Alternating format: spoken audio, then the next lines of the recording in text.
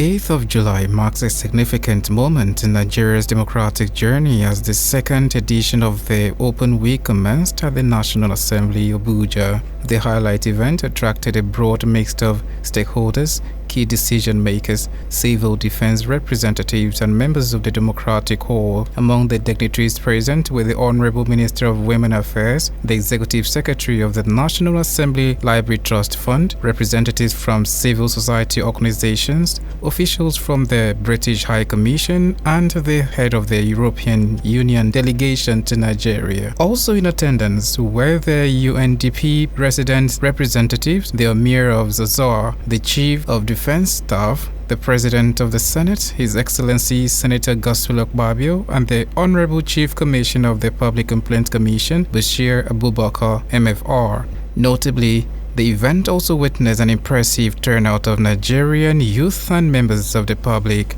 The opening ceremony featured a retrospective presentation chronicling the achievement and legislative milestones of the 10th National Assembly of Representatives since its inauguration. This was followed by a series of insightful and passionate speeches aligned with the event's central theme, participatory governance. The Honorable Minister of Women Affairs used the occasion to advocate for the Reserved Seat Bill, a proposed legislation seeking to improve women's representation in the legislature. She called on lawmakers and stakeholders to prioritize gender inclusion as a matter of national progress. Also addressing the gathering, Senator Akin Rotimi, representing Ekiti North 1 Federal Constituency, emphasized that genuine engagement in governance is more than public statement. It's about actively listening, recognizing non-verbal communication, and responding with empathy and integrity. My name is Representative Akin Rotimi. I represent the good people of Ekiti North 1 Federal Constituency, which comprises the Ikole and Oye local governments. And I'm also the spokesperson of the House of Reps. Wow, that's amazing. So the question is, how do you think an event or an initiative like this can foster democracy in Nigeria? Well, I think it's important that we reflect the fact that the Constitution, right, confers on the House of Representatives certain, duties, one of representation, of oversight, of legislation, and to some degree empowerment. So it's important that if we're truly representative, it should be a two-way street. We should give avenues for people that we represent to also come and participate in the process, to also come and air their views and let us know in what ways that we can do better and share with us some of their priorities. And that's what you have with Open Week. Throughout this week, we're engaging with stakeholders from civil society, young people, women, bringing everybody to the People's House to come and engage, with us so that we can improve, our representative duties. That's amazing. Lastly, sir, how do you think the Open Week can impact the youths of Nigeria? Well, for one, the House is open to them, right? Young people represent over 75% of the population. There's a lot we can do in terms of having more young people in the parliament, but speaking more broadly, government. So this is an avenue for them to come and understudy, for them to come and observe, for them to come and engage and learn ways and have more avenues for hand-holding, for mentorship, to have a greater voice in the scheme of things on matters that affect them. Yeah, so that's why I think it's very important. You can't, legislate and really represent a critical component of young people without them being involved. So that is what we're doing to bridge that gap and bring them closer. Throughout the program, speakers reiterated that politics must never erode the fundamental values of society. The House of Representatives were described as a living symbol of democracy, a space where the people's voices are not just heard, but respected. In his keynote remark, Senator Godswill Akpabio praised the 10th House for what he described as a peaceful, productive, and visionary legislative session. He disclosed that 6 bills have already been passed, with more currently in progress, calling the House the People's House and commending its role in driving participatory governance. So let me start by reporting to you, Mr. Speaker, that last week we passed 6 of your bills. And today, even if it takes us till 6 p.m., we are going to finish before. And then tomorrow we will continue. And I must say that we are very proud that the House of Representatives is taking the lead. And of course the Senate will follow. I think that's how it should be. Then after that, we will now consider joining it together and coming together to do it together on a yearly basis. Mr. Speaker, on behalf of the Senate, the 10th Senate of the Federal Republic of Nigeria, I'm delighted to say congratulations to you, because this is truly the People's Parliament. The Open Week initiative continued throughout the week, providing a rare opportunity for citizens, particularly young Nigerians, to interact with lawmakers, observe legislative processes, and deepen their understanding of democracy in action.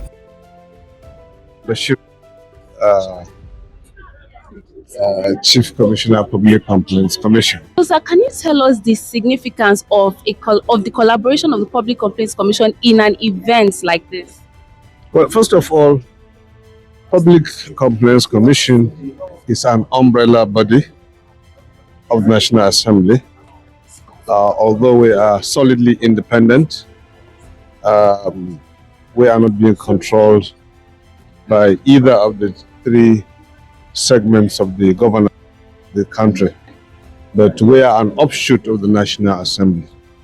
So, say I should mention anything about collaboration, it means that we cannot survive much, especially with our act, without the assistance of the National Assembly. Don't forget, all the two chambers of the National Assembly are well equipped with committees that have an oversight functions relating to public complaints and petitions and so on and so forth. So we work hand in hand. And our salary structure is being fashioned out to go alongside with that of the National Assembly. This is the collaboration so far. Yeah. Okay, sir, tell us the importance of the Open Week. Well, as you are aware, this is the second segment of the National Assembly Open Week to the general public. The Open Week started under the current Speaker of the National Assembly, Tajuddin Abbas, PhD, Ian Zozo, and it is a week that needed to collaborate, to discuss, to give the House an open door for the general public to showcase what they do and their general contribution to the country. It's so significant in the sense that, let me borrow from one of the speakers. He said they are here to represent the public, and when they are here doing their work, they are not engaging public. However, this week has been open for them to engage with the general public, for the general public to say out their comments.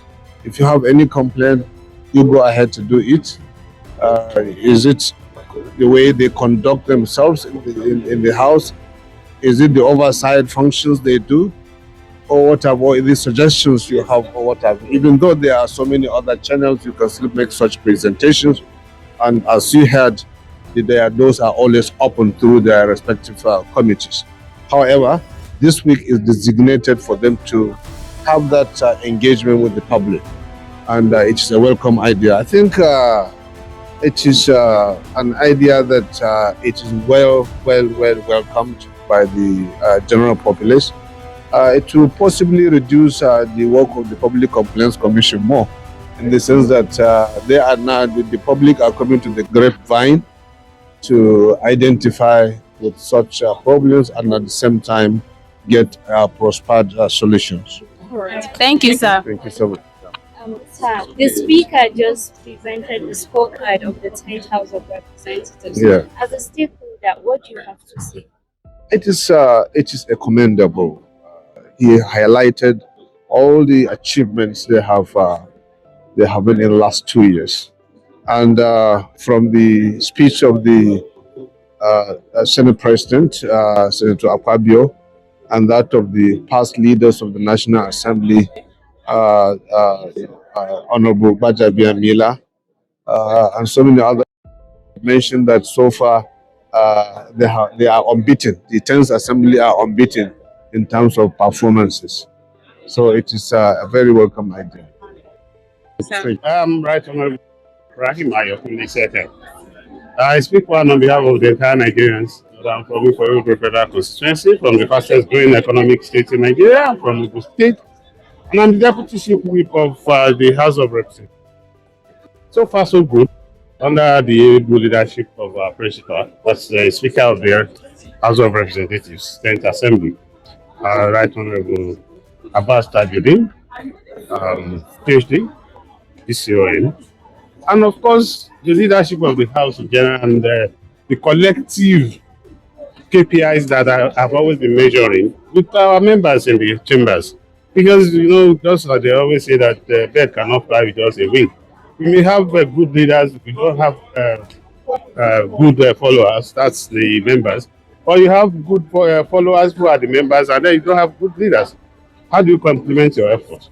But so far, so good, like I said, the 10th Assembly has been so blessed that we have all this balance of and the maturity, steadfastness, consciousness of the entire 360 members in this Halo chamber.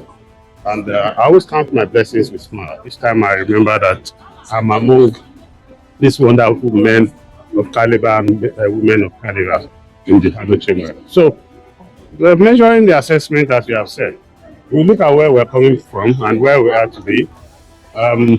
Some are tangible, some are intangible. Some we can physically say, like the pool we measure, the length. But some are services rendered with sweat of members.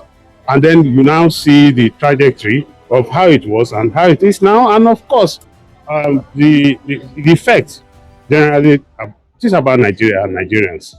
And today, as transparent as this house is, we have been speaking through our various representatives to our people by what they are doing. But today we now say, okay, we have flung the doors open. Nothing is hidden there. So everybody should come and see how we are, what we are, and then come and feel our pulse. Let's feel your pulse together. And let personally or generally, if you want to, okay, because I don't want it to be subjective. I want us to be very objective because we even have committee that is keeping track of all activities of members. So if you just narrow it to only one person, then 1 out of 360, which means you probably may not be able to assess all of us very well. And of course, the impact of the legislation here in the entire citizens as a whole. So if you want to talk about me, I'm not going to blow my trumpet, but to go to my federal constituency and my people will tell you. But it's a collective responsibility. I'll continue to say that. It's not just about Ibrahim Isiaka. It is about even my brother from Ekiti, who is our mouthpiece in the house, and every other person from Bumosho, from Enugu, Anambra, Borno, all of us. You see, it's always, in fact, irrespective of our political divides, you can see, or religion or anything, you see that this is the house that speaks with one voice, all the members, collectively. We share the responsibility to the citizens. We have taken it as the cornerstone of our parliamentary activities. So that's the take home that I know very well and I'm convinced of. And going forward, it does midterm.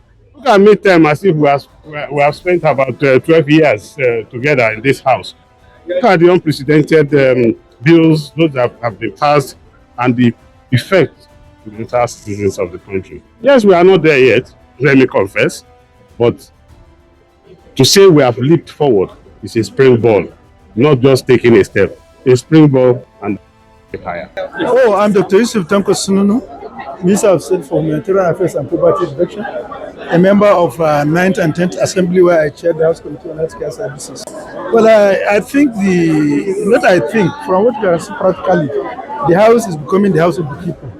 And I think there are a lot of innovation. You can see now how people are invited to see how the plenaries are conducted and then how mutually people behave themselves. And we have seen a lot of response.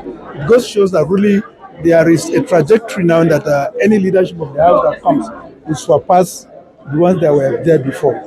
This is a very a new initiative, and you have seen the whole week. It's devoted to the general public to contribute how they want the legislation to act in terms of making it better for them. And I think that's the best thing that can happen for the country. And I'm happy to say that I'm very glad that a lot of people participated. You have seen that we given commoners are given chance to talk, traditional rulers, everybody. So the House stand by it as the House of the people. And I want to thank and congratulate the Speaker, Right Honorable Tajuddin Abbas Peji, for what he's doing in carrying Nigerians along in the legislative activities of the country. Well, the significance is that it's giving the general public to participate actively in democracy, lawmaking, and governance. And I think this is that also goes to demonstrate that the Nigerians have the freedom to come before their people to express their feeling. And I think that is the best thing that can happen in democracy, the freedom to express yourself and be given chance to be listened to. My name is Baba Jimmy Benson. I represent the good people of the Ikorodu Federal Constituency, Lagos State. Okay, that's amazing. So could you tell us the importance of this initiative? How do you think it aims to bridge the gap between citizens and democracy? They say that the day you stop learning is the day you die. So this gives the citizenry, our bosses, the opportunity to see what we do, understand what we do, and also participate in what we do. The National Assembly is not a cult.